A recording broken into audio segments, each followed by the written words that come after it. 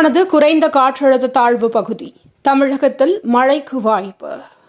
நான் முதல்வன் திட்டம் தொடங்கிய 2 ஆண்டுகளில் 30 லட்சம் மாணவர்கள் பயனடைந்துள்ளனர். அமைச்சர் உதயநிதி பேட்டி.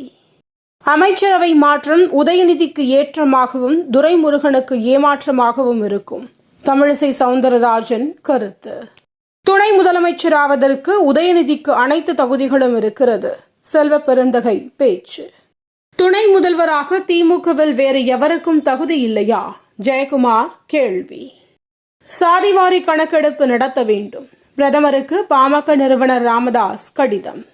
தமிழ்நாட்டில் டெங்கு காய்ச்சல் கட்டுப்பாட்டில் உள்ளது. அமைச்சர் மா. சுப்பிரமணியன் தகவல். திருப்பதி லட்டுவில் குட்கா இருந்ததாக வெளியான தகவல். திருப்பதி தேவஸ்தானம் மறுப்பு.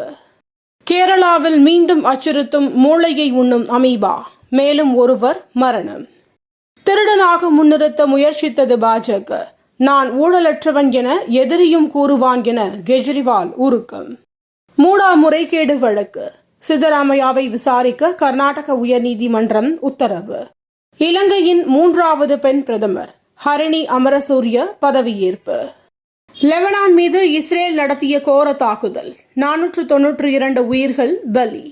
ஜப்பானில் நிலநடுக்கம். சுனாமி எச்சரிக்கை விடுக்கப்பட்டதால் மக்கள் அச்சம். சென்னை, வேலூர் உள்ளிட்ட மாவட்டங்களில் இன்று மழைக்கு வாய்ப்பு.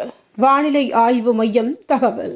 தினம் தினம் நடக்கும் முக்கிய நிகழ்வுகளை சுருக்கமாகவும் தெளிவாகவும் தலைப்புச் செய்திகள் வழியே அறிந்து கொள்ள QLN நியூஸ் சேனலை சப்ஸ்கிரைப் செய்யவும்.